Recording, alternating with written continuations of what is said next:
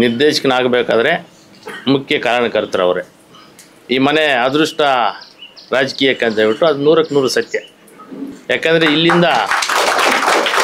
ಇಲ್ಲಿಂದ ನಾವು ಏನೇನು ಪ್ರಯತ್ನ ಮಾಡಿದ್ದೀವಿ ಅದು ಆಗದೇ ಇರುವಂಥ ಕೆಲಸಗಳು ಸಹ ಈ ಮನೇಲಿ ಕಾಂಗ್ರೆಸ್ ತಾನೆ. ಇನ್ನು ಹೆಂಗಪ್ಪ ಮಾಡಿದೆ ಕಾಂಗ್ರೆಸ್ಸು ಅಭ್ಯರ್ಥಿಗೆ ತಾವು ಹೆಂಗೆ ಮಾಡಿದ್ರಿ? ಅಲ್ಲ, ಹಿಂಗೆ ಅಲ್ಲಿ ಎಷ್ಟು ಶ್ರಮ ವಹಿಸಿ ಅದರಲ್ಲಿ ಒಂದು 20% ಈ ಕಡೆ ಒಂದು ಶ್ರಮ ಹಾಕಿದ್ದಾರೆ ಕಾಂಗ್ರೆಸ್ ಅಭ್ಯರ್ಥಿಗೆ.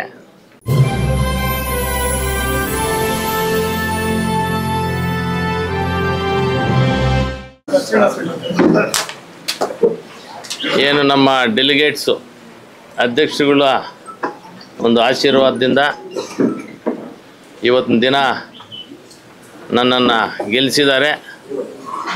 ಅವರಿಗೆ ಕೃತಜ್ಞತೆಗಳನ್ನು ಸಲ್ಲಿಸಲಿಕ್ಕೆ ಇಷ್ಟಪಡ್ತೀನಿ. ಅದೇ ರೀತಿ ನಮ್ಮ ಶಾಸಕರಾದ ಸಮೃದ್ಧಿ ಮಂಜಣ್ಣವರು,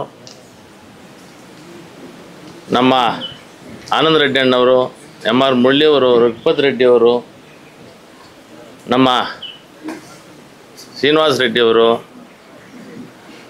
ಮುಖ್ಯವಾಗಿ ನಮ್ಮ ಕಾಣೆಲ್ ನಾಗರಾಜಣ್ಣವ್ರ ಬಗ್ಗೆ 2 ಮಾತು ಹೇಳಲಿಕ್ಕೆ ಬಯಸ್ತೀನಿ.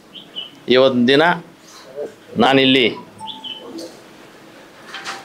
ನಿರ್ದೇಶಕನಾಗಬೇಕಾದ್ರೆ ಮುಖ್ಯ ಕಾರಣಕರ್ತರು ಅವರೇ. ಯಾಕಂದರೆ ಭದ್ರಾ ಬುನಾದಿ ಹಾಕಿದ್ರು. ಅದರ ಒಂದು ಮೇರೆಗೆ ಇವತ್ತಿನ ದಿನ ಅವರ ಆಶೀರ್ವಾದ ಇನ್ನೂ ಹೆಚ್ಚಿಗಿದೆ ಅಂತ ಹೇಳಲಿಕ್ಕೆ ಬಯಸ್ತೀನಿ. ಮತ್ತು ನಮ್ಮ ಶಾಸಕರು ಅವರು ಎಷ್ಟೇ ಒತ್ತಡಗಳಿದ್ರೂ ಸಹ 24 ಗಂಟೆನೂ ಏನು DCC ಬ್ಯಾಂಕಿಂದ ಹಿಡಿದು ಕೋಮಲ್ ಚುನಾವಣೆ ಎಷ್ಟೊಂದು ಸೀರಿಯಸ್ ಆಗಿ ತಗೊಂಡ್ರಂತೆ. ನಾವು ಸಹ ನನಗೆ ಎಷ್ಟೋ ಸಲ ಫೋನ್ ಮಾಡಿ ಹೇಳೋರು, ನೀನೇನಣ್ಣ ಸೀರಿಯಸ್ ಇದ್ದಾವೆ, ನನ್ನನ್ನು ಚುಚ್ಚಿ ಅವ್ರು ಎಬ್ಬಿಸಿ ಕೆಲಸ ಮಾಡಿದ್ರು. ಅವ್ರಿಗೆ ಇನ್ನೂ ಹೆಚ್ಚಿನ ಒಂದು ರೀತಿಯಲ್ಲಿ ನಾನು ಕೃತಜ್ಞತೆ ಸಲ್ಲಿಸ್ಲಿಕ್ಕೆ ಬಯಸ್ತೀನಿ. ನಮ್ಮ ಆನಂದಣ್ಣ ಅವರಂತೂ 24/24/7 ಎಷ್ಟೊತ್ತಲ್ಲ ಅವ್ರಿಗೂ ಫೋನ್ ಮಾಡೋದು. 2 ಗಂಟೆಯಲ್ಲಿ ಫೋನ್ ಮಾಡಿದ್ರು ಬ್ಯುಸಿ ಅವ್ರದ್ದು. ಏನಣ್ಣ ಬ್ಯುಸಿ ಅಂದರೆ ಏನು ಮಾಡೋದಪ್ಪ, ಜವಾಬ್ದಾರಿ ಕೊಟ್ಬಿಟ್ಟಿದ್ದೀರಿ, ಅದನ್ನು ಉಳಿಸ್ಕೋಬೇಕಲ್ಲ ಒಂದು ಕಾರಣ ಇದೆ, ನಾನು ಮಾಡಲೇಬೇಕು. ಮುಖ್ಯವಾಗಿ ಇನ್ನೊಂದು ಹೇಳಿದ್ರೆ, ಆವಾಗಲೇ ಒಂದು ಪ್ರಶ್ನೆ ಕೇಳ್ತಿದ್ದೀರಿ ಅವ್ರನ್ನ, ಈ ಮನೆ ಅದೃಷ್ಟ ರಾಜಕೀಯಕ್ಕೆ ಅಂತ ಹೇಳ್ಬಿಟ್ಟು ಅದು 100ಕ್ಕೆ 100 ಸತ್ಯ. ಯಾಕಂದರೆ ಇಲ್ಲಿಂದ ನಾವು ಏನೇನು ಪ್ರಯತ್ನ ಮಾಡಿದ್ದೀವಿ ಅದು ಆಗದೇ ಇರುವಂಥ ಕೆಲಸಗಳು ಸಹ ಈ ಮನೆಯಲ್ಲಿ ನಾವು ಕುಂತಾಗ ಆ ಕೆಲಸಗಳು ಆಗಿದ್ದಾವೆ, ನಿದರ್ಶನಗಳು ಇದ್ದಾವೆ. ಯಾಕಂದರೆ ಅವ್ರ ಮುಂದೆ ನಾನು ಹೆಚ್ಚಿಗೆ ಇದನ್ನ ಹೊಗಳ್ಲಿಕ್ಕೆ ಕೇಳಲ್ಲ. ಯಾಕಂದರೆ ನನ್ನ ಒಂದು ಅನಿಸಿಕೆ ವೈಯಕ್ತಿಕವಾಗಿ ಹೇಳ್ತೀನಿ, ಈ ಮನೆ ಅದೃಷ್ಟದ ಮನೆ ಅಂತಲೂ ಸಹ ನಾನು ಈ ಕ್ಷಣದಲ್ಲಿ ಹೇಳಲಿಕ್ಕೆ ಬಯಸ್ತಾ ಇದ್ದೀನಿ. ಅದೇ ರೀತಿ ನಮ್ಮ MR ಅವ್ರದ್ದು ನಿಮ್ಗೆಲ್ರಿಗೂ ಗೊತ್ತೇ ಇದೆ, ಅವ್ರ ರಾಜಕಾರಣ ಹೆಂಗೆ ಅಂತ ಹೇಳ್ಬಿಟ್ಟು ಯಾರೇನು ಹೇಳೋಂಥದ್ದೇನೋ ಅವಶ್ಯಕತೆ ಇಲ್ಲ.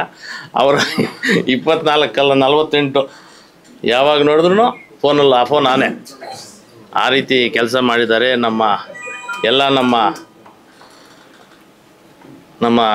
ನಾರಾಯಣವರಿದ್ದಾರೆ, ನಮ್ಮ ಬಾಬುವರು, ನಮ್ಮ ಪ್ರಭಾಕರಣ್ಣವರು, ನಮ್ಮ ಶಂಕರಣ್ಣವರು, ನಮ್ಮ ಶಂಕರರು, ಎಲ್ಲ ರೀತಿ ನಮ್ಮ ಹಿಂದೆ ಕೂತು ಎಲ್ಲ ನಮ್ಮ ನಾಯಕರುಗಳು ಸುಮಾರು ಎಲ್ಲರ ಒಂದು ಶ್ರಮ ಮುಂದೆ ಕೂತಿರ್ತಾರೋ ಅವರೂ ಸಹ ಎಲ್ಲರೂ ನಮ್ಮ ನಾಯಕರುಗಳೇ. ಯಾರು ಕಾರ್ಯಕರ್ತರು ಬಂದಿಲ್ಲ, ನಾಯಕರುಗಳು ಬಂದಿರೋದು.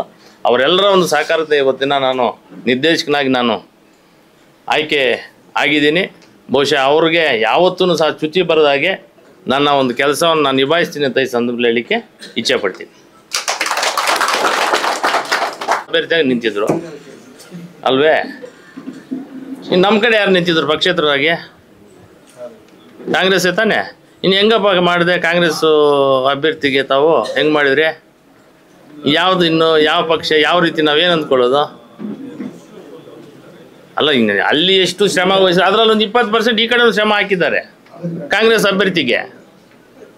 ಇನ್ನು ಯಾವ ಪಕ್ಷ ಯಾವುದು ಅಂತ ನಾವು ತಿಳ್ಕೊಳ್ಳೋದು? ಯಾರು ಜನ ಯಾವ ರೀತಿ ಗೊಂದಲದಲ್ಲಿ ಇದ್ದಾರೆ ಈಗ? ಮಾಡಿದ್ರು 100ಕ್ಕೆ 100. ನಿಮಗೆ ಕಾಂಗ್ರೆಸ್ನ ಡೆಲಿಗೇಟ್ ಅಭ್ಯರ್ಥಿಗಳು ವೋಟ್ ಹಾಕಿದ್ರು ಯಾರು? ನಿಮಗೆ ಅದು ರಾಜಕಾರಣದಲ್ಲಿ ಇಲ್ಲ ನಾವು ಸದ್ಯ ನಮ್ದು ಆ ಕಡೆ ಹೋಯ್ತು. ನಾವ್ ಹೇಳ್ಕೊತಾ ಇದ್ರೆ ಇದ್ದಿದ್ದ 12 13 ಓಟ್ ಇತ್ತಿದ್ದು 28 ತಗೊಂಡವ್ರೆ. ನಾವ್ ಹೆಂಗ್ ಹೇಳಿಕ್ ಆಗ್ತದೆ? ಹೊಸ ನಿರ್ದೇಶಕರಾಗಿ ಆಯ್ಕೆ ಆಗಿದ್ದೀರಾ, ಹೇಗಿರ್ಬೋದು ರೈತರಿಗೆ ನಿಮ್ಮ? ಈಗ ನನಗಿಂತ ಸೀನಿಯರ್ ಇದ್ದಾರೆ ನಮ್ಮ ನಾಗಣ್ಣ, ಅವರ ಒಂದು ಮಾರ್ಗದರ್ಶನ, ಶಾಸಕರ ಮಾರ್ಗದರ್ಶನ, ಅಲ್ಲಿ ಯಾವ ರೀತಿ ಇವಾಗ ಪಾಪ ಅಧ್ಯಕ್ಷರಾಗಿದ್ರಲ್ಲ ಹಿಂದೆ ಇವರು ಪಾಪ ಅವ್ರು ಈ 6 ತಿಂಗಳಲ್ಲಿ ಆಡಳಿತ